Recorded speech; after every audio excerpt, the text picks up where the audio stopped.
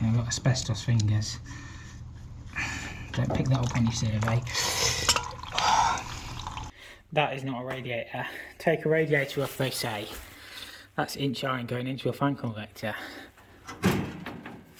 Lovely. This might be a challenging one. Why can't anything ever be simple? I'll have to see if there's some valves on it. They need this fan convector out of the way because it's all got damp behind these walls. They said it was a radiator. It's clearly not a radiator, is it? Where's the power isolate? Power isolate's there. I'll check for dead. All this thing does, you've got flow and return in, and it goes through. It's got a fan, and it just blows the heat across the heat exchanger across the room. They do work really well, but obviously they are awkward when you want to come taking out. We've got one union there. We've got no union on the flow. That's a pipe stat to stop it blowing cold. You always put a pipe stat on the return. What I'll see if I can do is get some valves on here, see if I can get the heating field back up, because it's a big system this as well. That's obviously bleed point. We've got some obviously valves on the actual heater, but there's no valves on the pipework, and they need this completely out of the way. I'll have a look. Interesting drain off tap as well, that, isn't it? Probably blocked up with paint. It probably works because the old ones always used to be the best. What I can do is find somewhere to isolate it. I can't even get in the boiler room yet. Find a key. Disconnect that. I might convert it back to copper, you know, a little bit naughty, but it's been done in other areas. I don't know, I'll have a look. It must reduce it. Oh yeah, there's an 1 by 3/4 reducer in there. It's inch there and then 3/4 there. Let's see what we can do with it. Laudable if that drain off actually works. There's no valves on anything, so just having to drain the lot. Right, it's a massive system this actually, but I haven't actually lost that much water out of it. It's a pressurised system, but all the pipes rise, they go through the wall, you can't actually see them on the other side, and then they run high level, and then they run all the way around the building high level, and I can't see any air taps. Problem got a little bit, when I cut into one of the pipes, it might breathe in. So what I might do is put some male irons and then some lever valves. I know converting to copper is not the best, but it's been done in other places. Right, found some air taps, some autos, so we'll shut them off. Hopefully it should stop it drawing in. But these are the ones that got check valve inside, so in theory you can whip that off and the check valve should hold it. Sometimes they stick though, so I wouldn't absolutely put my life savings on I'm holding. So we'll just turn the caps off and that might stop it drawing in. I'll have a look if there's any more. It keeps sucking in and letting a bit more water out. Obviously it's a big system. You can see how wet the floor is under here. Our fan convector is on the other side of that. Down here. But they reckon they got rising damp. They reckon there's a river that runs close to here, but the floor, the vinyl was the only thing holding the floor together. So they've had to take all the floor out, all the joists were rotten. So yeah, the actual toilet had dropped down about 2 inches. So I don't know, say our fan convector is on the other side of there. The pipes come through the wall, and there's a big walk-in fridge in a commercial kitchen. You can't get to the pipework on it. But yeah, it's a right mess in here, isn't it? Head gauges are all down, so it's definitely off this boiler room. So obviously that's just a pressure gauge. I've isolated the microfiller, even isolated the water into it as well. Discharge, there's another pipe up on that one. But yeah, that should be fine. And so when we come to refill, we can put the temporary fill loop back on, because obviously it'll take ages to fill through that micro. They're all air taps, they're just obviously on drops. I think our pipes, well, that's our flow going that way, so our pipes go all that way, and then there's a load of pipes that go that way as well, and then there's another boiler at the far end. That's obviously the old boiler flue. Ceilings fell down there, isn't it? Yeah, I thought that had stopped, but it keeps breathing in. It's going to be a problem, this. These little jobs, sometimes there's nothing I can do. There's nothing I can do to speed it up. I don't snatch it. What I can do is get my male irons ready. Just get my bits ready. Just use Loctite 55. As I say, I'm probably going to get slated for this, but it's been done. It's been done before. You can end up with two similar metals making electrolysis, but the brass bush in between normally stops it. And the problem is also, they say the wall might come out a little bit further. That bit 28, isn't it? But it'll be alright. Do something.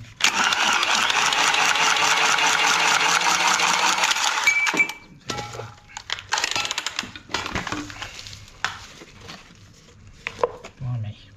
What's happened to me? JetBlue. Been upside down. And yeah, they did only have blue levers.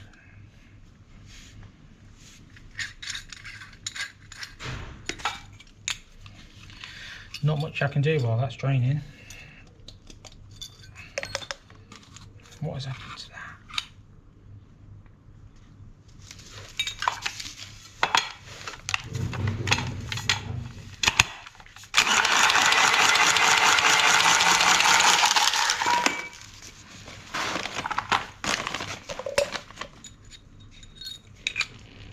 Is that just a tight knot?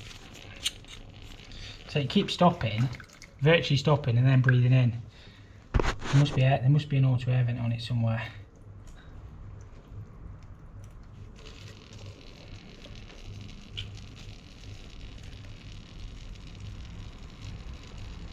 Yeah, he's prepped up.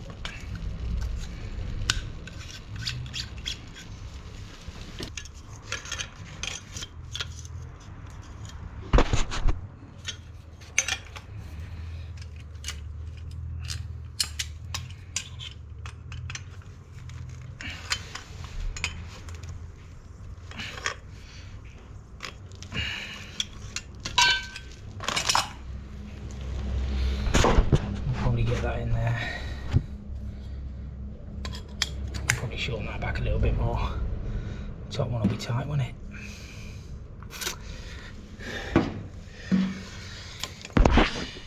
So it stops and then it breathes in.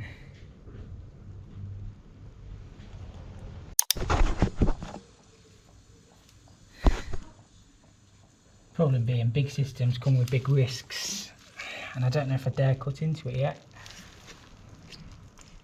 Just going to flood the place if I do. I've just got to be patient. What I'm going to try and do is cut it there and see if I can get that piece out. I don't want to disturb any of that pipe work through the other side of the wall. I don't think it shouldn't turn because it's iron. But again, if I make two cuts, oh, mind you, I need enough to get my Stilsons on. Can't do anything while there's water there though. If you ever come to one of these and it's blowing cold, it's normally because the pipe stat's dropped off the return. I know this one's just fell off because I've been banging around. Well, it's actually fell to bits, but I'll fix that in a second. But yeah, what it does, it won't let the heater blow until it's the return's up to temperature, otherwise it'll blow cold. Some of the new ones can do cold recirculation as well. So all that's inside there is a motor, and then it just blows the heat across the heat exchanger. It's supposed to clean the filters out on them as well. They're pretty basic things, but they are bomb proof. I think that one, I don't know if that's the serial number on it. Well, it is the serial number, I don't know if that's the date. 67. So whether that has been in since 1967, I'm not sure. Bomb proof though. They always used to build them up on flints because obviously stop the grills getting kicked at the bottom. Yeah, they're good. But say just a pain when you need to take them out. It is slowing down. Obviously I'm draining a big system through a small drain off. Yeah, we'll have to wait. I can't take any risk on this job. I'm going to nick this pipe at the top, about here I think.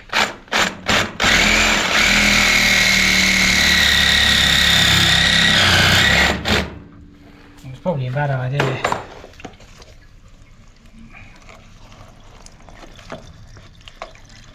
In fact, it was probably a very bad idea.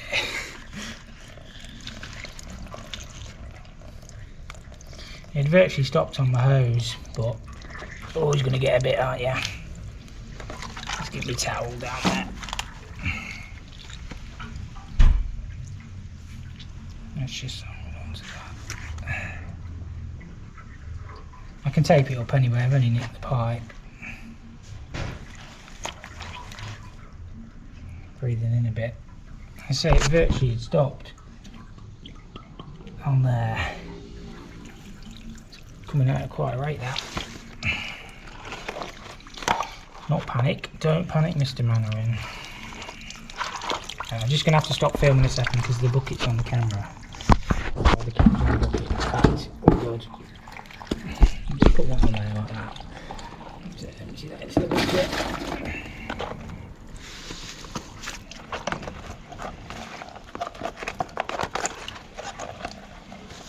The best laid plans and all that. It'll stop. It's actually not a lot of water, to be fair. It's just obviously being iron. If it was copper, you'd just obviously snatch your valve in. But yeah, it's not doing a mess. We're not making a mess. Well, not much. But yeah, it's just always awkward. As I say, once I get that cut off, once that slows down a bit, I'll cut a bit more, and then we'll see if we can get that unwound. I might have to put some heat on that. And then once I've got control of the system, I'll be happy. As I say, it's been running a couple of minutes. It's only just trickling. But yeah, we'll wait for that to stop a bit, and then we'll cut a bit more. I think it's slowing, it's not gushing as much as it was. I'll put some more towels down. So the drain off's about stopped, but jobs like this, a lot of risk on your own. Sometimes you just need a hand. Somebody just to empty the bucket, but yeah, we'll give that another couple of minutes. I've had it taped up. Yeah, I've got full control, but it's just always nice to have a hand.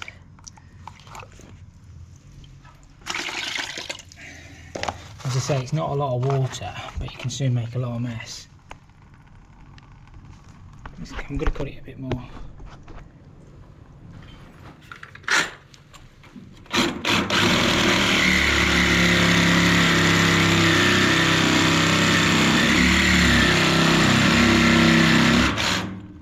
Yeah, I think it's about stopped, isn't it?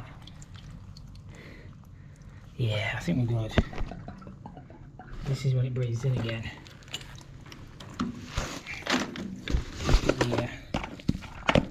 Get that on there.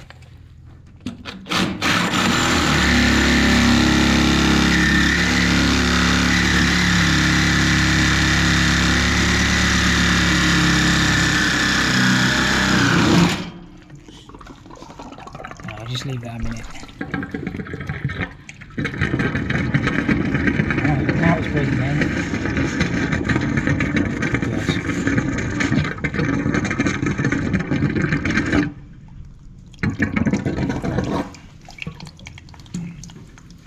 Does it?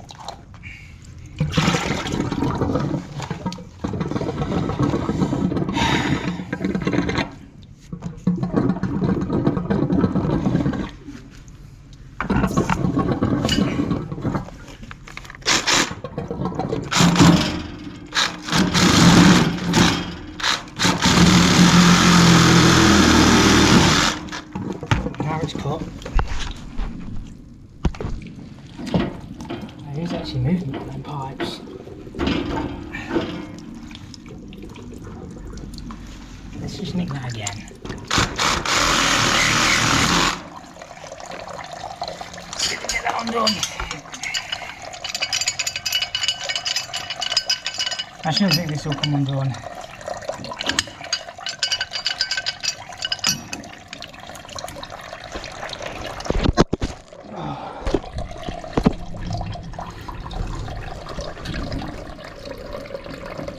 Christ. Need some heat on that.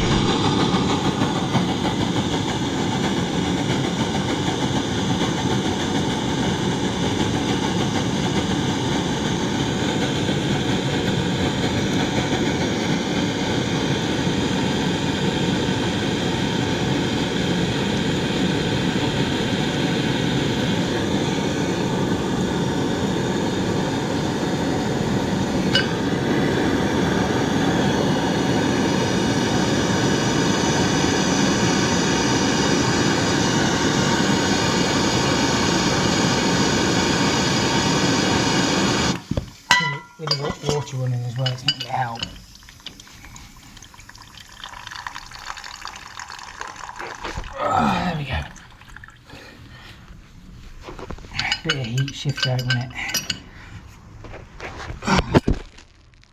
Oops. I don't know when the camera fell off, but I got it. Bit of heat on it. Shift anything. So watch that, that'll be red hot.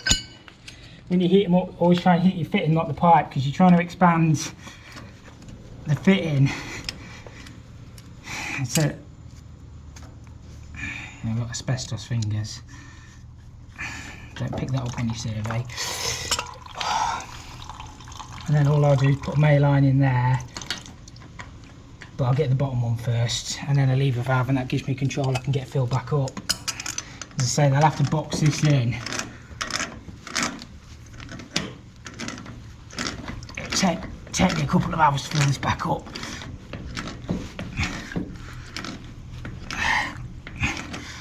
I don't know where them pipes are on the other side, but I can't get to them. I can't get to them. I'll do the same on this one, bottom one, and we should be good.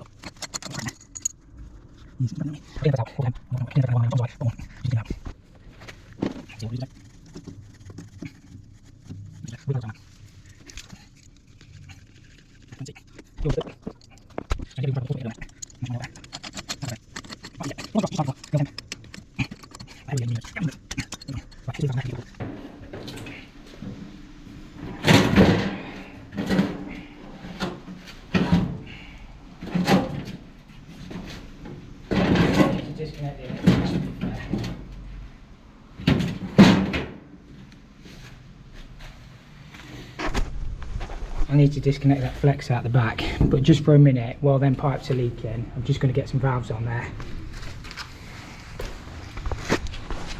Get some valves on.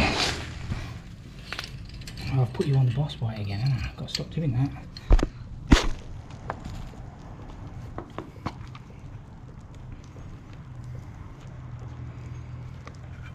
Jet blue on these.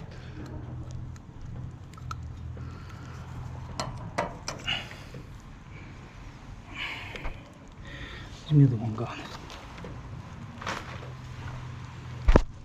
I'll get the other one in a minute. I've lost everything. I've lost everything. Make sure we don't cross that.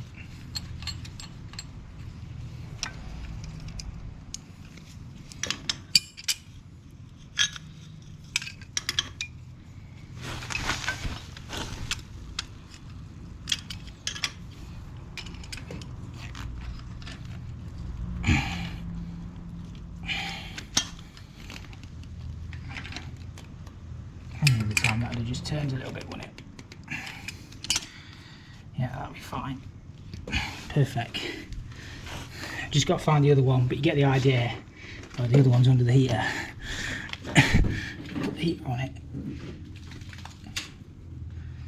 With the electrics on these, you undo the wing nut things. It makes it easier to get to the electrical connections.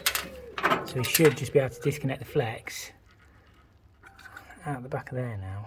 To have a look at that and put some Wagos on it. I've isolated the power anyway, but yeah, it's probably Baker like that, isn't it? Now the question is, do I trust that drain off tap? It's probably been in there, well, it's older than me, but the old ones are normally better than the new ones. I could unwind that and put a screw drain off in, but I think I'm going to leave it. I think it seems to shut off okay. It certainly opened okay. and nothing seems to be letting by. There is still a little bit of water in the system, so we'll give it a go. Worst case scenario, I can just snatch it out anyway. But yeah, we'll get that filled up. What I'm going to do is connect the manual filling loop and fill it manually for a start, get a little bit of pressure in, because that pressurisation unit or auto fill will just go to fault. Hopefully they've left me a braided hose. Oh yeah, hose on top. We'll fill this. I've got some pressure gauges over there. I'm trying to do everything one-handed. As I say, it will take ages to fill it through the microfill. So we'll just, technically you shouldn't have a fill loop on it because it's fluid cap 4. It should be RPZ valve protected, but we will remove this and cap it off. Don't worry. Obviously the microfill is compliant because there's an air gap inside there. We can turn that one back on as well. Well, I would and I am. I'll turn this on. And we nip to the far end to make sure we're okay. This will take a while to build back up. So I isolated all the pumps and all the panel and everything. But yeah, that'll be fine. We'll go and have a look, make sure there's nothing leaking. Just crack a valve. Oh, it's already got water there, to be fair. Try and draw some of the air out. It's going to airlock to hell, this system, because it's all high points. It's literally all high points everywhere, and all the pipes are boxed in so you can't get to them. Yeah, that'll be alright. Let's get it through to this far end. I'll go and check the pressure. It's hard to tell how much water we lost. The hose was running a fair time, but obviously it's only a small bore. It's only a small bore drain off. So yeah, we'll go and check the pressure and then see what happens. I'll turn all the heating on. We're already up to 1 bar, or just over 1 bar, aren't we? So we'll turn that off. Turn that off. Is it going to drop? There may be some auto air vents on it that I haven't seen. As I say, I can't get in every room. Obviously that's dropping. We'll turn the panel back on. This microfill might go to fault, so it should show you the incoming water pressure is 5.3 bar. Pressure correct, we put it up to 1.2, so it hasn't gone to fault. As I say, I'll disconnect that fill loop in a second. So yeah, in theory we should be safe to turn the, we'll put it, I might override this, put that on 1, put that on 1, it shouldn't make any difference. Put the boilers back on auto, and then we'll override it. Microfill will probably kick in because the pressure will drop, and that should automatically top the pressure up to 1.2 bar, 1.3 bar, something like that. There's probably tons of air in it. Right, these are actually working. It's the far end that isn't. So what I might do is turn this Hall circuit off. They're getting red hot, and the radiators are. Turn this Hall circuit off and try and push it to the far end.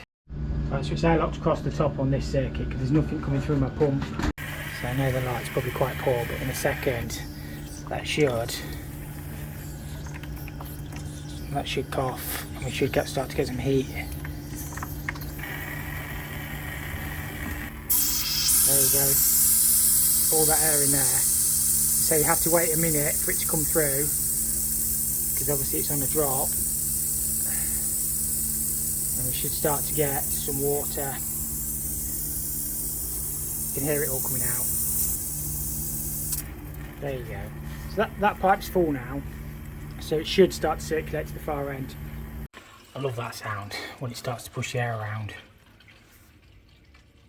Obviously this bit here has been tagged on, but this is the end of the run on this boiler. I think there's 2 or 3 boilers in here, but that is just starting to come through warm. Beautiful. Well, it actually does this block as well. These are all getting hot though. That's the flow, that's the return. You can just tell by the temperature. Old systems are normally the best. It normally pushes it through. It's all flat roof, so you can't, there's no air taps. It's obviously just been laid to a fall or a rise. So that's another fan convector. But yeah, we're getting there on this one. These heat cools are all getting hot as well. You can hear a little bit of air in them, but that will settle down. As I say, it's such a big system. But yeah, that should be alright. This one's not working. 9 times out of 10, it's just the pin.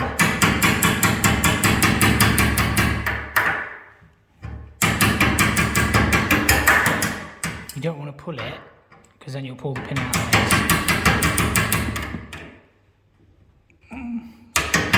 it. With these Danfoss valves, you can actually put new gland sets in live. I've done them a couple of times. You can whip that hex off there and then put a new pin in.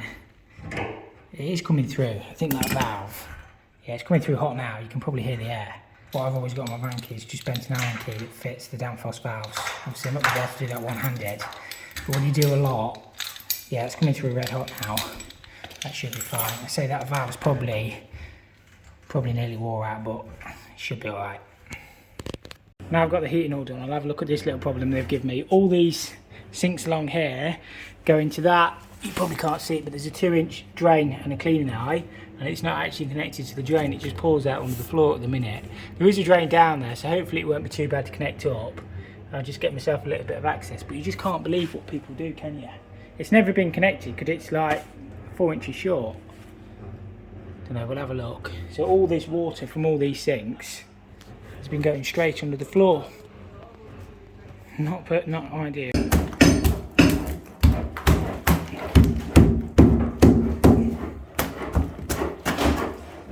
That's wrong.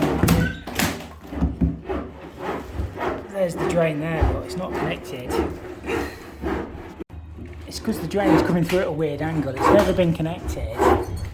What I'll do is disconnect it on that elbow and see if we can rejig that in to this point, something better than what they've done.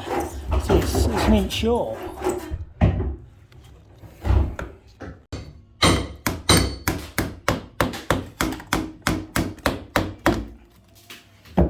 Knock that off and we'll put a new... I think I've just about got the fittings to do this on the van as well. So I've got a 4-inch M&F which will go into that T under the ground, a 2-inch, a 4-inch by 2-inch reducer. I just need to find a bit of 2-inch pipe and a couple of fittings, and we should be good to get that done. That'll just give me a little bit more space than that swept 90.